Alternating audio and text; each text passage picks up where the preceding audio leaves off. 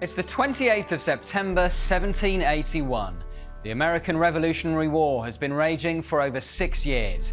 But the combined American and French forces, led by General George Washington and the Comte de Rochambeau, are about to launch a devastating blow to the British on a peninsula at Yorktown, Virginia, on America's Atlantic coast.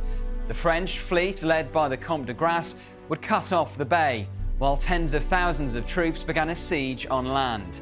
All the while, British General Lord Charles Cornwallis and his troops would dig in and try to defend the town.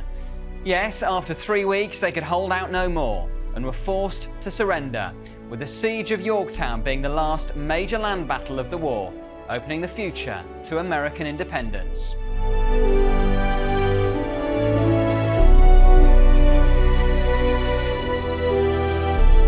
I'm James Hanson. This is Times Radio History, and welcome to History Undone, the show where we look at how the briefest of moments can shape our world. Every week we focus on a different battle or military campaign, and with the help of our experts, we ask whether split-second decisions could have changed the outcome and history itself. Today, it's one of the most iconic and important battles in American history, the Siege of Yorktown. Yeah, just how decisive was it? And could things have played out differently here? That's a question for our experts, and joining me, as ever, is the historian and author, Rear Admiral Dr. Parry. And from the US, I'm delighted to welcome to the channel for the first time the double-Pulitzer Prize-winning historian, Professor Alan Taylor. Welcome to you both. Now, before we get into the events of the Battle of Yorktown, you can see in front of us we have our map of the 13 colonies as it would have been back in 1781. Let me point out a few key locations that we'll be talking about a lot. First of all, Yorktown itself, which of course is in Virginia.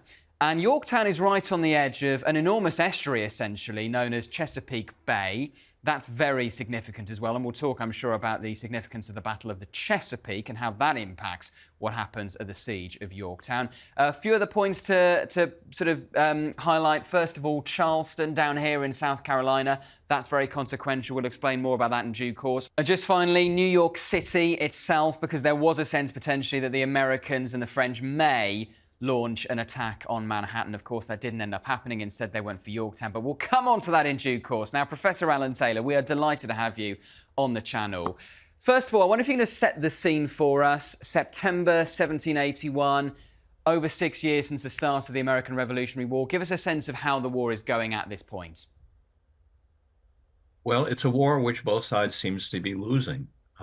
In that the British have these very important pockets in North America, New York City and Savannah and Charleston, but they have very little control of the countryside.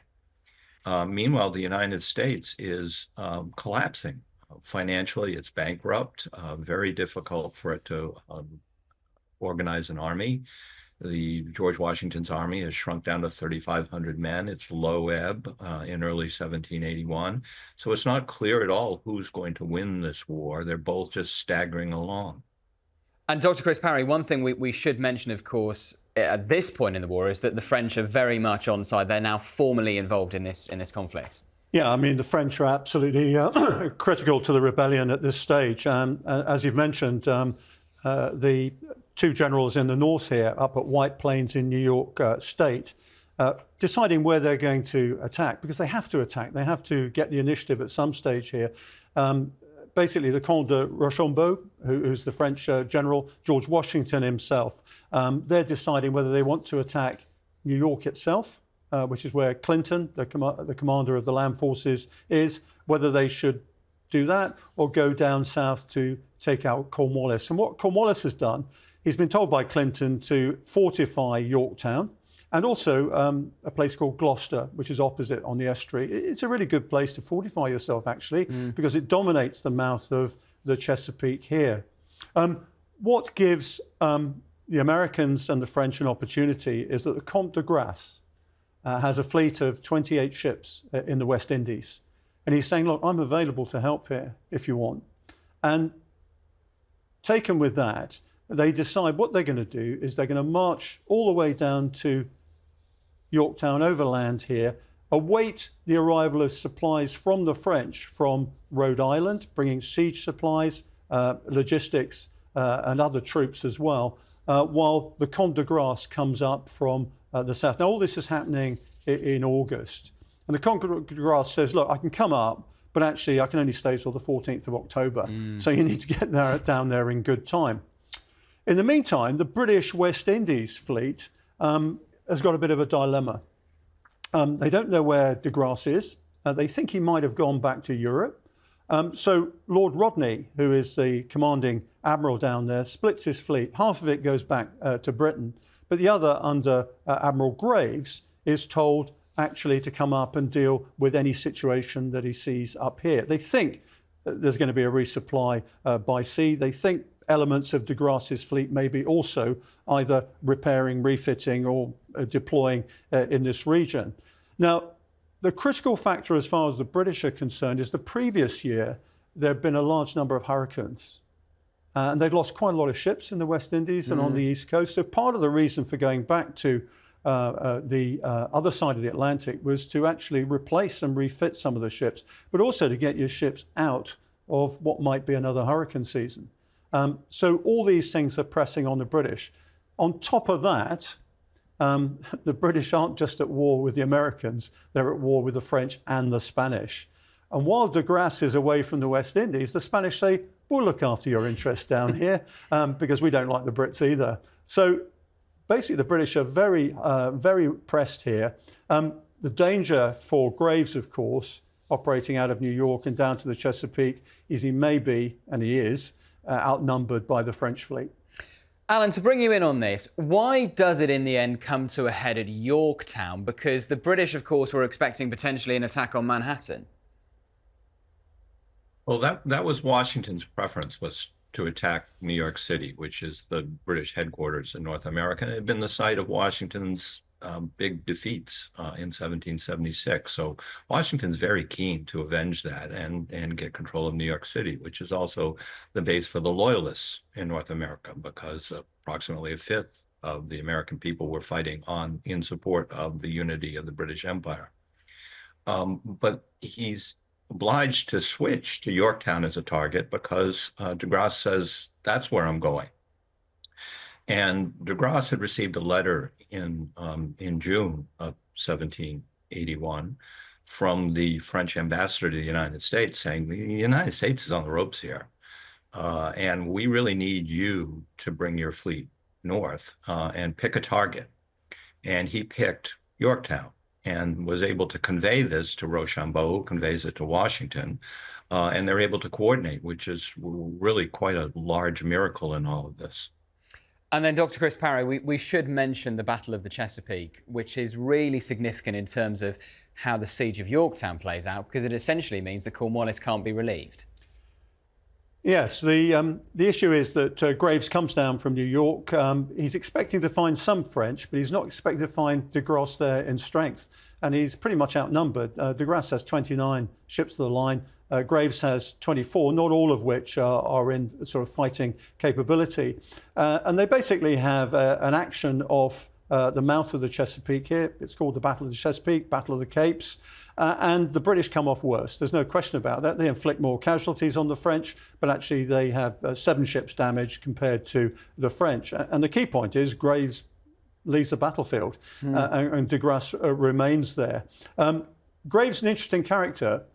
He's the sort of guy who should probably never have made admiral, because in a previous life as captain of a single ship, he had failed to engage a single French ship and was court-martialed for it. And in those days, a court-martial in the British Navy was not just a rap over the knuckles. You could get shot for it, as Admiral Byng was. So he's not had a great track record of actually engaging the enemy. The interesting thing is that he's incorporated part of the West Indies fleet into his own fleet under Samuel Hood. And Samuel Hood is one of the more aggressive admirals in the British Navy. And the problem is, in actually manoeuvring his forces, he manages to put Hood and his ships from the West Indies in the rear of his formation. And de Grasse and Graves engage their centre and their van, as it was called, As I said, it's a fairly indecisive conflict other than the fact that Graves disappears. But Hood is left fuming at the end of this, that he has been in the rear, has not been able to engage, and there's a running fight from then on between Graves and Hood about who was right and who was wrong about engaging in this battle. And we have to accept that this is not typical of a way the Royal Navy fights at this time. And Alan, just briefly on the Battle of the Chesapeake, the significance of it being that the British can't then get supplies into Yorktown. They also can't get Cornwallis's army out.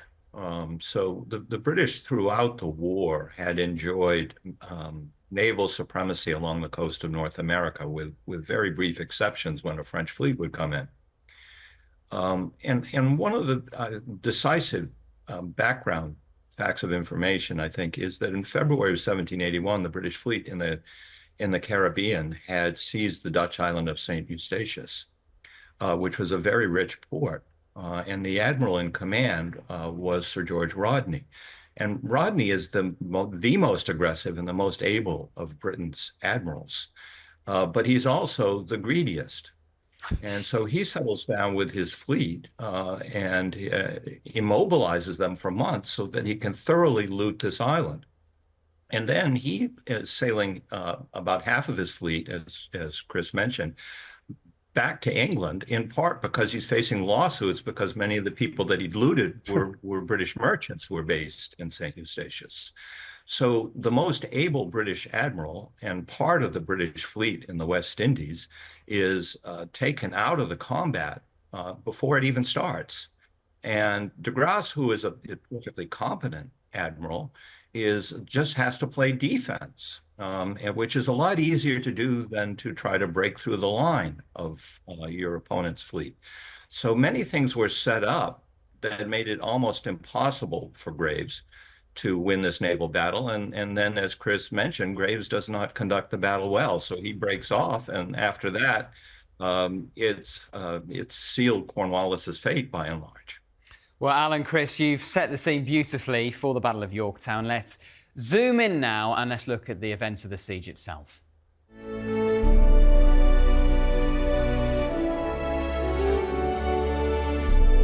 OK, we've got a brand new map in front of us now of the Siege of Yorktown itself. And I should say, this is from the official George Washington's Mount Vernon Visitor Centre. They've got some brilliant resources available to download online there.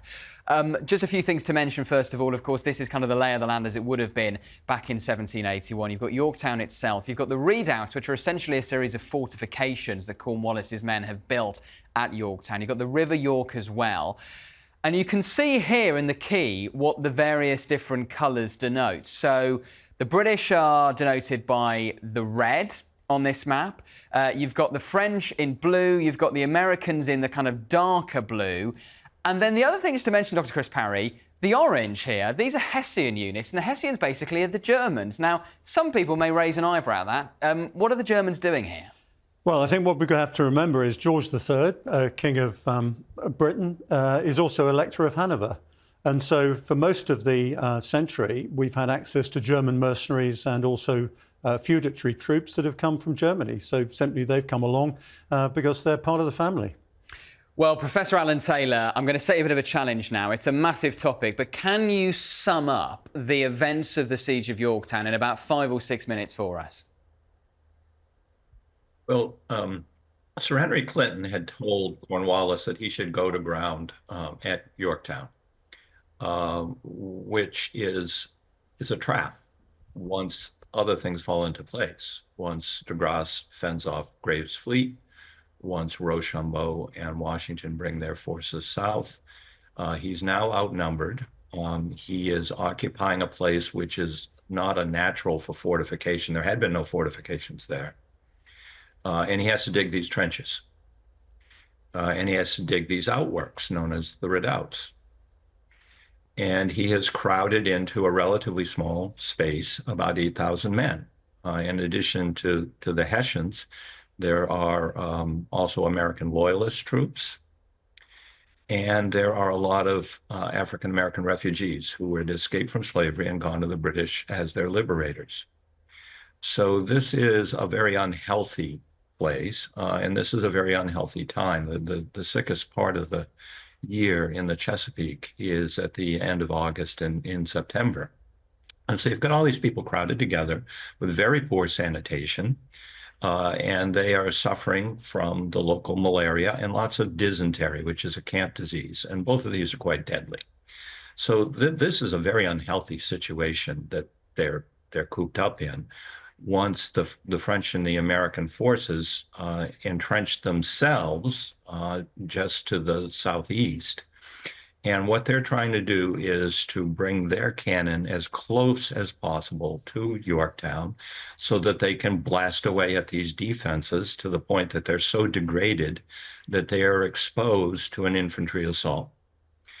And so you can't just directly go and put your cannon close to an enemy fortification because they will be too exposed and you'll take heavy casualties. So what you do is you dig these trenches that are known as parallels. And you're trying to move these parallels in a zigzag fashion ever closer to your enemy so that you bring your cannon closer and are therefore in a prime position to silence their cannon and to degrade their fortifications. The risk always is that the enemy within the fortification will lead a sortie out to try to get in and destroy or at least disable for a while the cannon and kill some of the attackers. Cornwallis never does this, except for with one very late episode, which is very ineffective. So Cornwallis, who has been a very able and aggressive commander, really becomes very passive to the surprise of Washington and Rochambeau. And that's a big part of the story. Why is he suddenly reverted to a behavior which had not been characteristic of him in recent years? So another real hallmark of this is the close cooperation of Rochambeau and Washington. They turn out to get along famously. This is a bit of a surprise because, as Chris alluded to, commanders in the 18th century are very prickly people, and they tend to find things to feud about. And American operations in cooperation with the French earlier in the war had suffered from a lack of cooperation with the previous French admirals, who had been quite arrogant and tended not to work well with the Americans and led to defeats at Newport and Savannah. So, but here's an operation where everything's falling into place from the American patriot perspective. You've got a French commander, Rochambeau, who's very able and is also, he understands that he needs to defer to Washington, even though Rochambeau has much more experience. The French have experience in European 18th century siege warfare. So it's really French engineers who are laying out these parallel lines and arranging the cannon. And the cannon that are being used by both the American and the French forces are largely French cannon. So this is 2/3 of the forces fighting on the Patriot side are actually French.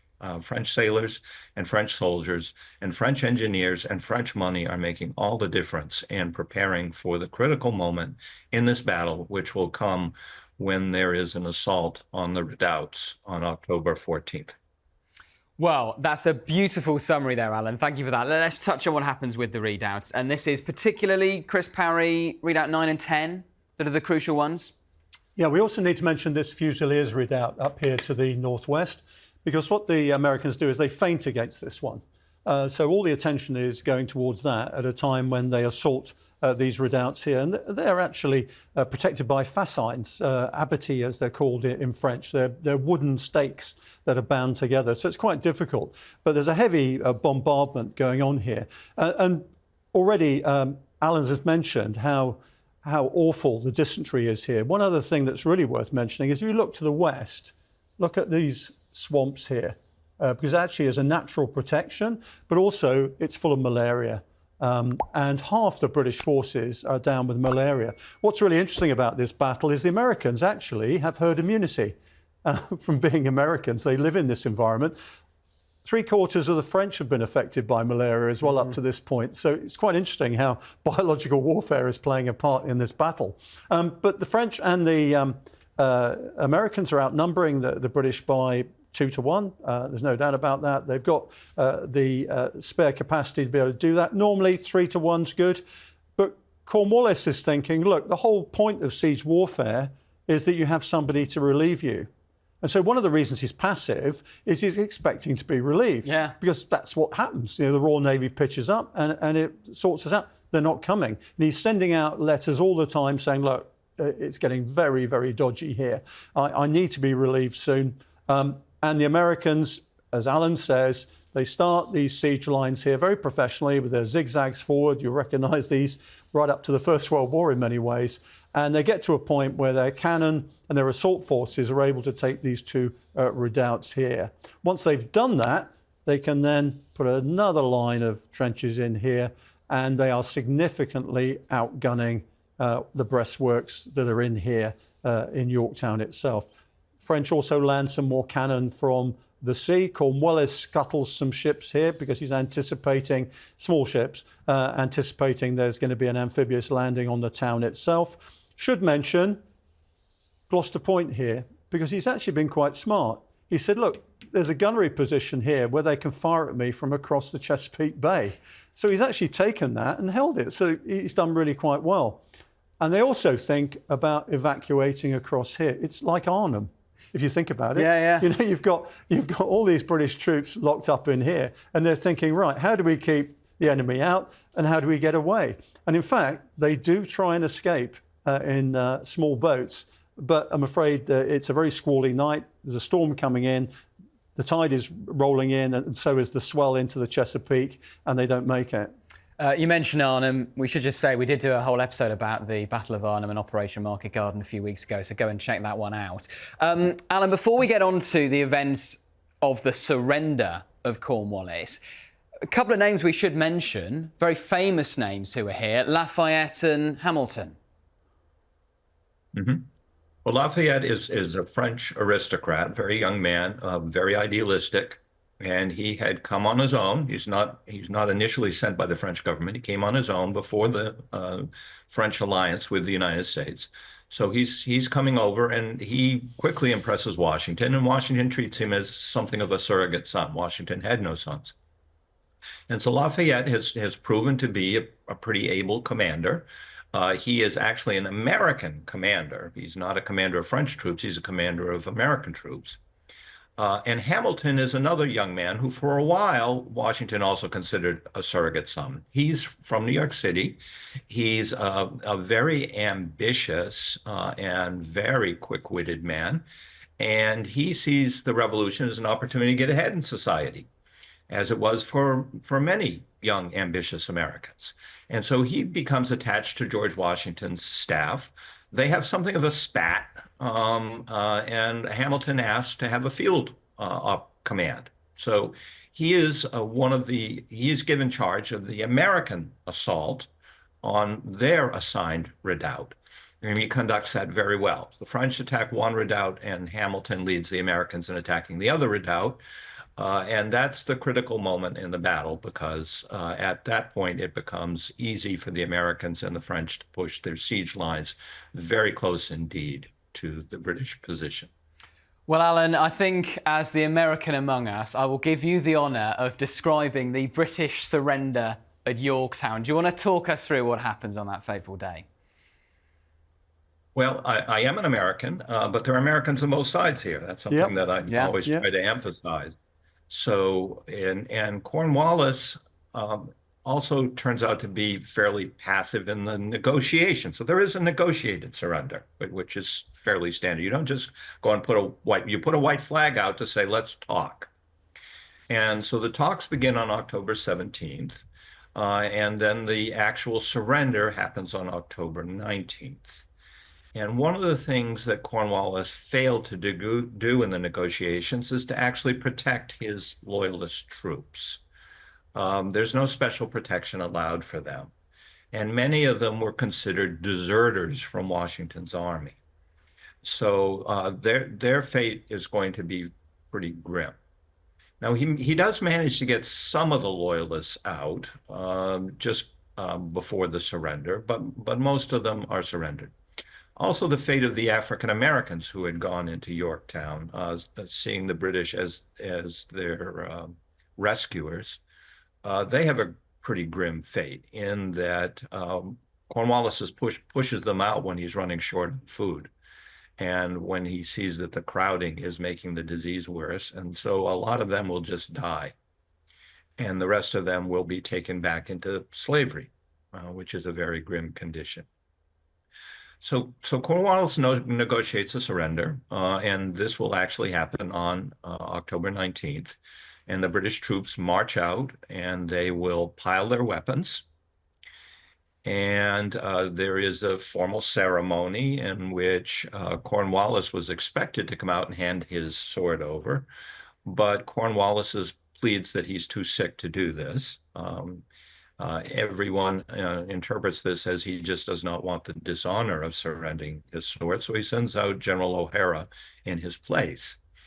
And O'Hara tries to hand the sword over to Rochambeau, which is an insult to the Americans, basically saying the French are the ones that defeated us here. Now, there's reason to think that the French played the critical role, absolutely, but Washington's in overall command, so this is an insult. And Rochambeau waves him off and sends him over to Washington. And Washington refuses to accept the sword because it's not coming from Cornwallis. So he sends O'Hara to surrender to Benjamin Lincoln, who is Washington's #2 in command. And this is also symbolic because Lincoln had lost the biggest defeat that the Americans suffered in the war when he had surrendered Charleston, South Carolina, back in 1780. So this, in a way, is vindicating Lincoln. And so it's a little bit of a comedy here in the actual ceremony of the surrender. And Lincoln very graciously, as he's been instructed, receives the sword and then gives it back to O'Hara, which is a sign of respect to the British because they had fought well in this siege. Alan, beautifully done. Thank you so much. That is what really happened with the Siege of Yorktown. Now, let's ask ourselves, could it have played out differently? What would have happened had the British won the Battle of Yorktown, and how could they have done? This is History Undone.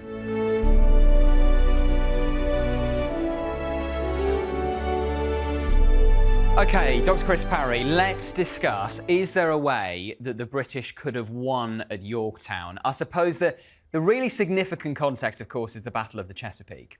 So if Cornwallis could have been relieved, if he could have escaped, if he could have got out, or even had he had reinforcements coming in, if there wasn't the French naval blockade, how does that transform the Battle of Yorktown? Well, it transforms everything. If you maintain command of the sea, this battle doesn't turn out the way it did. I mean, what's significant is on the 24th of October, 6 days after the battle, Graves turns up with a lot of ships and 6,000 troops, all ready to relieve a place that's already been taken. More significantly, the following year, Rodney returns to the West Indies and defeats de Grasse at the Battle of the Saints and captures him. And so if the Royal Navy had been here in strength and able to deal with the command of the sea issue, I've got no doubt that this battle would have been turned round. Essentially, Clinton would have been able to reinforce from either the south or the north, and I suspect the siege lines themselves couldn't have been sustained into the winter, and it wouldn't have happened. The whole point of holding out in a siege is that you, as I said earlier on, is that you will be relieved, and that's what Cornwallis was counting on. But with a sickening garrison and the assaults of the Americans, it was never ever going to turn out any other way. I go back again to Arnhem. You're in the same situation. Yeah. You know, you can't be supplied from the outside, you can't be reinforced, and you've got very aggressive forces with greater firepower outside. And in the same way as, Graves got there eventually, 30 Corps did get there eventually, but it was just too late. Exactly. It's the same situation taken back, obviously, to the 18th century. And, of course, had that been the case, you've got the main army under Washington and Rochambeau in very difficult situation here. They probably would have melted back towards the north, I would think, and tried to reconstitute, and probably then gone for New York. Alan, I want to bring you on that. Is the key turning point really the French naval blockade? Absolutely, because after that, Cornwallis is trapped. And there's a time limit on this. I mean, as Chris pointed out, de Grasse is not going to be there indefinitely. He's got to get back to the West Indies. The West Indies were a more important theater of the war for both the French and the British. Their most valuable colonies in both of these empires were these sugar-producing islands in the West Indies. And it's that hurricane season has coincided with the opportunity to go to Yorktown that is what's benefiting the Americans. So that they've got to seal the deal. And the fact that de Grasse is able to brush off Graves, sending him back to New York City, is the critical moment in this. So the critical moments in the battle really happened in preceding months. Things such as Rodney sidelining himself. It was his job to keep de Grasse in the West Indies, and he's not there to do his job. The agreement that the Spanish reach, as Chris pointed out, that they are going to pick up the burden of defending both the Spanish and the French islands in the temporary absence of de Grasse. That's important. And also the Spanish loaning a lot of money to the French. Yep. The French are bringing the money, and this is going to pay for the American supplies. It's going to pay the American troops who have not been paid for a while. So all of these decisions are made in early 1781, and they're going to make the difference for why it is that de Grasse is successful and then is able to land so many men and so much siege equipment and provide money in order to enable Rochambeau and Washington to conduct this siege and conduct a victorious siege. It's worth highlighting that quite a lot of this equipment, as Alan has just mentioned, has come down from Rhode Island. Yeah. There's another French admiral called de Barras, and he's brought quite a lot of the equipment, the specialist troops, and the cannon down from Rhode Island under the cover of de Grasse being there. I mean, there's no chance that convoy would have made it if the British had been in strength off the coast. Alan, would you go as far as saying the battle was essentially won before it formally started? Well, there's still things that could have gone awry. Let's imagine that these assaults on the redoubts were botched. That would have delayed things. And at a certain point, de Grasse is going to say, look, I came here, I tried, you guys just have not been able to finish it, and I have my orders, I have to go back to the West Indies. So time is important, and the capture of these redoubts on schedule means that the battle is, at that point, is won. Dr. Chris Parry, what if Cornwallis, who of course is thinking, they're coming to my rescue, it'll be fine, I've just got to sit tight. But what if he launches some more sorties out of his fortifications? Does that change things? As Alan mentioned, they did try it once under a chap called Abercrombie. It wasn't very successful. They lost quite a lot of people. So outside the defences, they're not doing very well. I think we shouldn't underestimate how weak the garrison are. I've already mentioned malaria. Alan mentioned dysentery. And this is the problem with sieges, is your people deteriorate very rapidly. They also tend to get stuck in a siege mentality. So if you're going to go out into the unknown here, you're going to suffer. And you see the way the French and the Americans are actually disposed, you can probably mop up any force smaller than about 500. And they never, ever are able to put together that size of force. Remember, they've only got probably 6,000 to 7,000 people inside here. You've also got some townspeople that they've brought in from some of the neighbouring locations as well. Patriots, African Americans, all those sorts of people they're having to look after in here. And it's a deteriorating situation. So your appetite for offence actually deteriorates the longer sieges go on. There's no doubt about that. And also, if you're Cornwallis, what are you trying to achieve here?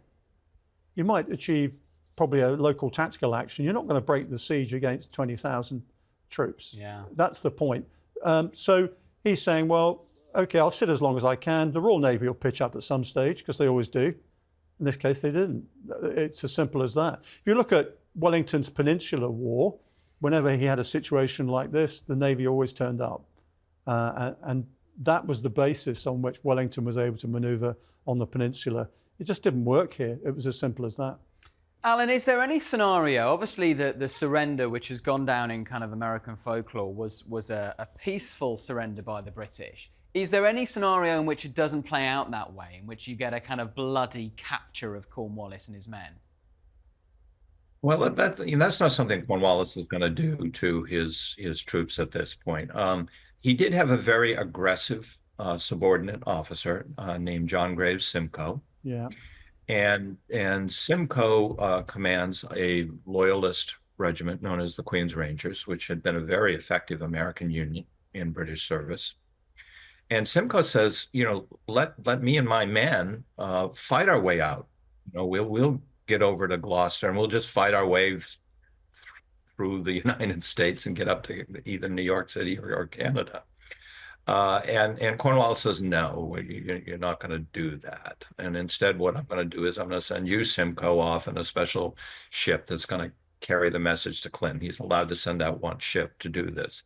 So there were very aggressive elements within his army. Well, there's Simcoe, who wanted to just go down fighting at least. And Cornwallis says that's not how it's done. And that's not generally how it was done in 18th century siege warfare. You don't fight to the death. You fight until your fortifications are so degraded that you surrender. And the understanding is you won't then be massacred.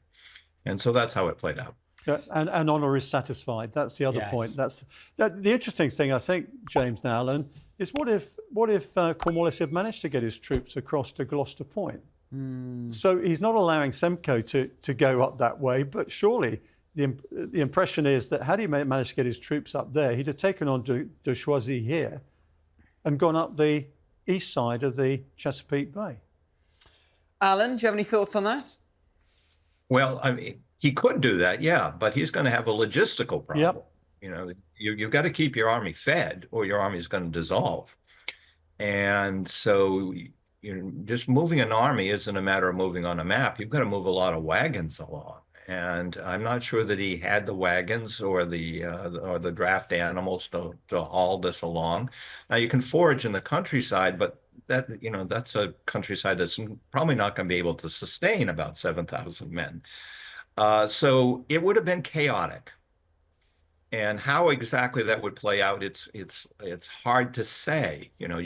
One could imagine that Degrassi would move his fleet on up the bay and that Washington and Rochambeau would follow and there would be some sort of running fight. And how that would have played out, probably not well for the British in the end. So what was he trying to do? I mean, that's the question I have about Yorktown is once you were across the other side, what were you going to do? It's a really odd question that I've never found the answer to tell you the truth. Well, let's zoom out now and let's ask ourselves some really big historical questions about the Battle of Yorktown. Had it played out differently, had it not been won by Washington and Rochambeau, what would the long-term consequences have been?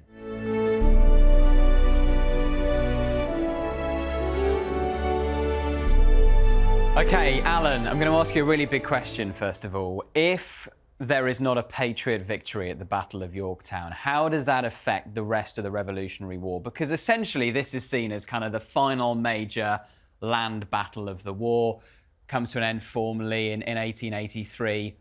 Does the rest of the war still play out the way it does if Yorktown pans out differently?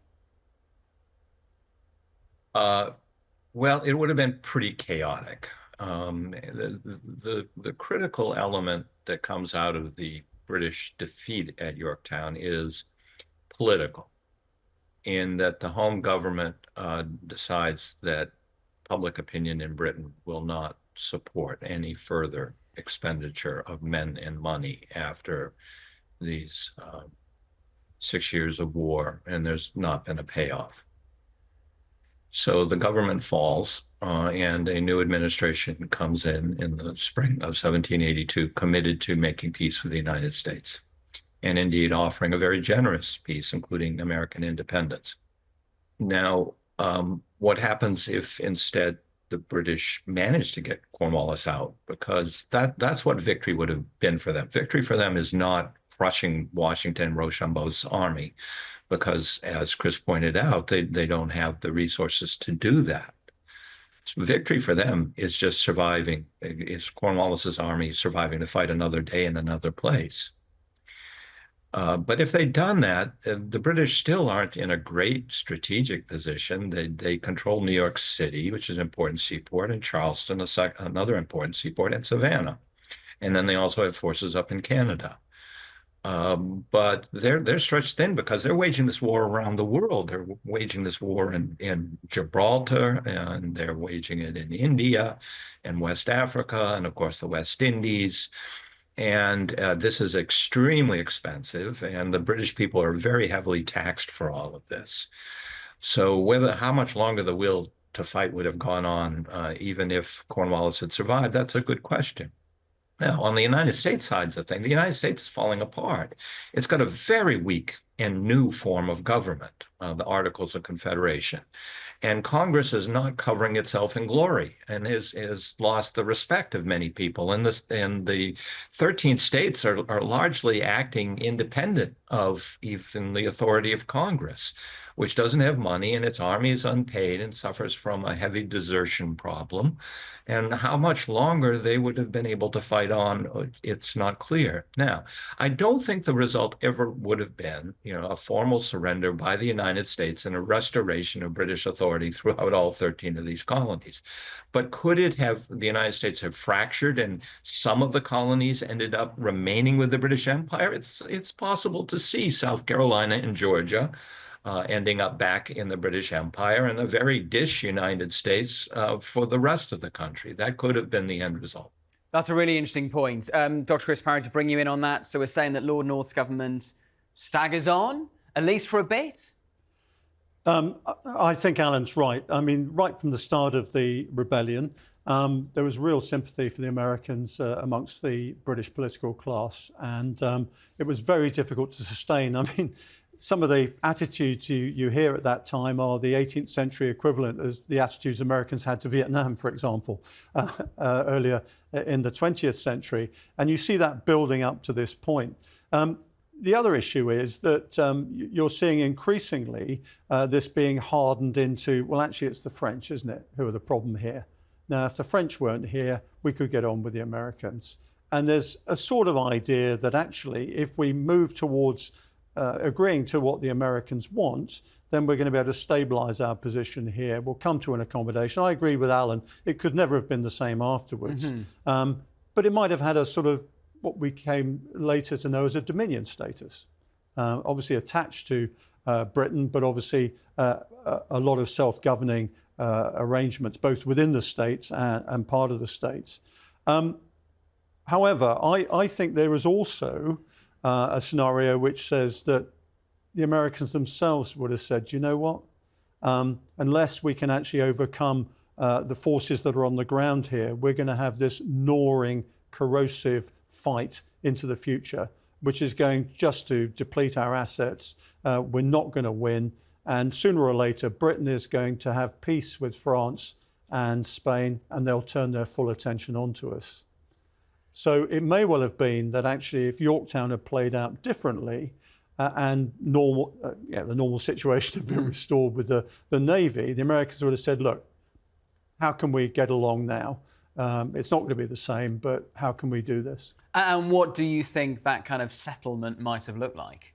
Well, I think it would have been much more self-government, both within the states and also for the Dominion, or whatever you want to call it, itself. What I find interesting, and I think Alan will know about this, is in 1763, there was a thing called the Proclamation Line, where the Brits said, look, we don't want expansion to the west here. And it was a major cause of a problem for the Americans themselves, particularly George Washington, who had significant landed interests in Virginia himself. And I think the key issue is the extent to which any arrangement that involved Britain would have kept the American states from pushing west at that point. Now, that's a really interesting point. Alan, do you want to come in on that? Do you think you could have a situation where, I mean, I don't know, maybe even now that the United States of America is the original 13 colonies and no more? Well, demography argues against that. Yeah. Now, Chris points out that it is, a major irritant that the Royal Proclamation of 1763 is issued, because it puts Britain on record as saying, we want our colonists to stay east of the Appalachians because we think we can control them better there, and they're better for trade with Britain than they will be in the West. And they won't provoke these wars with Native American nations, which are so expensive for the British to pay for. So the British have reasons to do the Royal Proclamation, and Americans have reason to hate the Royal Proclamation and to defy it. And so it's unenforceable, because you never have enough British troops Yep. To keep thousands and thousands of American settlers from going westward over the mountains. The 13 colonies had the fastest growing population of any place in the Euro-American world, including Europe. Population is doubling approximately every 22 years. They're farmers overwhelmingly. They want to stay farmers. They don't want to live in cities. And so what are you going to do? You're going to move west, and you're going to get farms. How are you going to get your farms? You're going to take them away from Indians. And if the British try to put, a few hundred troops or even a few thousand troops in their way, there's so much territory where they can go. And so British commanders who are given charge of, well, just go and burn them out, says, well, we'll burn them out. A week later, they build a new cabin. So it's a demographic wave that is irresistible, and nothing that the British want to put in a proclamation is going to make a difference. Just to throw another scenario, just to throw another scenario at you, Alan. If you end up with a different kind of settlement because Cornwallis has managed to get out at Yorktown, and let's say that the 13 colonies negotiate something more like a dominion status, does that mean that America is still a republic eventually, or do you think it becomes like Canada essentially, and it's part of what will eventually become the Commonwealth? Or does it join to Canada? Well, I mean, some interesting points. Any thoughts on those, Alan? Well, the model that the British had in mind, that Earl Shelburne had in mind, and so he's going to lead the administration that's going to replace Lord North, is they had started to create a kind of dominion status for Ireland, in which there is still the link with the crown, but that Ireland would have its own parliament. Now, there were all sorts of flaws in this, including that the majority of the Irish who are Catholic were not allowed to participate in selecting members of this parliament or serving in that parliament. But set that aside. That's what Shelburne hoped that the Americans would go for. And before the war had broken out, there had been some talk among the colonists that something like that might be a good model. But you have to remember, wars generate hatreds, because wars are destructive and they kill people. And so the survivors who've seen towns burned and farms looted and have lost relatives, they don't have any warm and fuzzy feelings toward the British. There's enormous bitterness toward the British and the Hessians and the American loyalists, and the Native Americans who had sided with the British. So I don't really see, any readiness to enter into some sort of dominion status because of the bitterness and the destruction that this war had unleashed. I'll give you an exception which may prove or disprove the rule there, Alan. Is we had a fairly nasty war against the Boers in South Africa at the end of the 19th, beginning of the 20th century. And afterwards we were best buddies. And these things don't have always that. I'm not contradicting what you're saying, but they don't always have that result. I mean, the Boer War was a very bitter war, where we did all sorts of bad things. What I find interesting, Alan, here is what happens to the Louisiana Purchase if, for example, Britain stays engaged on the East Coast here, because there's no way the French are going to sell all that land to the British in 1803, because the whole point of it, of course, was conduct war against the British. And so do you see, for example, the rise of a very large French empire to the west of here, and of course the Americans, in whatever guise they are, having to confront a very large French interest here in the southwest and in the west? Alan, what are your thoughts? Chris brings up the Louisiana Purchase, which happened in 1803, and it happens in the context of a brief intermission in the Napoleonic Wars between France and European allies led by Britain. So I would say I don't think it could have, well, it wouldn't have played out that there would be a powerful French presence. Why not? Because the French don't have a significant number of colonists there. There are just a very few thousand, nothing that could match the several million of the United States.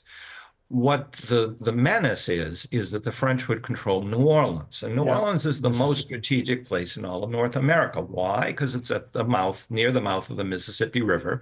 And the Mississippi River drainage system is the heartland of North America. Because it includes the Missouri and the Ohio and the Cumberland and the Tennessee River. So it drains everything between the Rocky Mountains and the Appalachians. So all of the settlers that are moving west of the mountains, they want to send their cargoes. There's no railroad. There are no good roads. It's going to go by these waterways, and it's going to end up in New Orleans. And if you control New Orleans, you've got the choke point. So what could have happened is that Napoleon is able to post a substantial army to control New Orleans, and then says to Americans, if you want to trade here, you're going to have to secede from the United States and create states that are in some sort of association with France, and then you'll get trade access. Now, there would have been a major effort by the United States, perhaps in alliance with the British, to try to take away New Orleans. If that scenario had played out. So I don't really think that Napoleon was in a position where he could have sustained a very large transatlantic army if the United States had made common cause with the British Empire over New Orleans. Dr. Chris Parry, we should talk a little bit more about the impact on the French, because, of course, this is on the cusp of a hugely consequential few decades in French history. We're less than a decade away from the French Revolution here. Lafayette, who we talked about, he was very instrumental in the Revolution. You've got the rise of Napoleon in 20 years' time or so. So what would the impact have been on the French had the British not been defeated at Yorktown? I think it's all piling up for the French anyway, to tell the truth. If you look at their finances, their social problems, and dare I say it, the effect of American thinking on the French political class at the time. You think of Jefferson, and you think of all these other people, and Benjamin Franklin, all these people putting these ideas into France at the time. So that has a real impact, I think, and the French Revolution happens at some stage. The seeds of decline of the Ancien regime are in there, but it is significantly amplified and accelerated by their commitment to the American Revolution. Not just that, but obviously fighting the British in the West Indies and all around the world. Because the French are broke, basically. But the basic problem with the French is they haven't actually scheduled their debts. I mean, at the end of the day, Britain's in debt as well, and is able to resource quite a lot of means of servicing that debt around the world. The fact of life is that the French aren't able to sustain the social fabric that underlies their economy. That's the real problem. And as I said, the ideas that come from the United States are fundamental to that as well. And dare I say it, the sort of things coming out of Britain in relation to what's happening in the States. You read Edmund Burke, there's all sorts of things in Burke that say, well, actually, the French haven't got this right. They're running out of time. For me, the really interesting factor is if Britain had actually been able to sustain some sort of presence on the East Coast here and some dominion status, some way of actually controlling this, of course, slavery would have been abolished much earlier. Oh, interesting. Okay, just expand on that. Why do you say that? As you know, at the beginning of the 19th century, there was a considerable anti-slavery movement. By 1833, Britain had banned slavery, and with all those countries with which it was trading around the world. So long before the American Civil War in 1833, if Britain had maintained an influence, presence, or some sort of contact, slavery may have been abolished in the United States much earlier. Alan, I've got to bring you in on that. And any other final thoughts you want to chip in on the long-term consequences of the Battle of Yorktown, had it played out differently? Well, I have to disagree with Chris about a retention of a dominion status leading to an abolition of slavery within the United States. What I think it would have done would have delayed emancipation within the British Empire. The British are able to impose emancipation on the West Indies because there's quite a small population of planters there. They're on islands, and the Royal Navy controls the trade in and out of those islands, and they're not in a position to engage in military resistance to emancipation. The United States, very different story. It's continental. And there are thousands upon thousands of slaveholders. They're powerful political men, and there is no way that they are going to submit to emancipation, and whatever political influence that they would have through the Dominion on the British Parliament would have been exercised against any form of emancipation. The United States itself engages in a colossal civil war in the 1860s. That does not begin over slavery, but ends up abolishing slavery, and it only comes at the loss of 800,000 lives. So you cannot simply, by an act of parliament, emancipate slaves within continental North America. You would have to engage in a war on a scale far beyond the American Revolution, and something that the British Empire would not have been capable of sustaining. So what you could have ended up with, of course, is a second rebellion. So instead of an American Civil War, you could have ended up with Britain actually having to fight the Americans again over the issue of slavery. Well, on that note, Chris, Alan, we're going to have to leave it there, but thank you both so much. This has been absolutely fascinating. And I think what we can probably say is that, first of all, had the British won at Yorktown, and when we say won, we don't mean some great military victory necessarily, we just mean that Cornwallis is able to get out. That probably means that Lord North's government doesn't fall when it does, that there is a different kind of negotiated settlement eventually between the British and the Americans. Do the 13 colonies end up with some kind of dominion status? Does that mean that you get the American Republic in the end? That's a fascinating scenario. Also, what is the impact on the French as well? Remember, we're not far off the French Revolution taking place. It almost certainly still happens, maybe in a slightly different way, but almost certainly still happens. But if you end up with Napoleon running France in a couple of decades' time, do you get the Louisiana Purchase? Do you get a bigger French presence in the American South? And we had a fascinating debate there between Alan and Chris as to what the impact could be on slavery. And of course, the beauty of this, the beauty of any kind of alternative history, is they can both be right, because we will never know. But there is a scenario in which potentially, if you've still got a British presence in the colonies into the 19th century, that actually slavery ends earlier in the US. Equally, there's a scenario in which Britain does not abolish slavery until much later, because it still has a presence in North America in the 13 colonies. Some really fascinating long-term consequences, all spreading from the Siege of Yorktown of 1781. Well, I'm afraid that's all we've got time for today. My thanks to Professor Alan Taylor and Rear Admiral Dr. Chris Parry for joining me. And we will be back undoing more battles from history very soon. But in the meantime, remember to like this video and subscribe to our channel, Times Radio History on YouTube.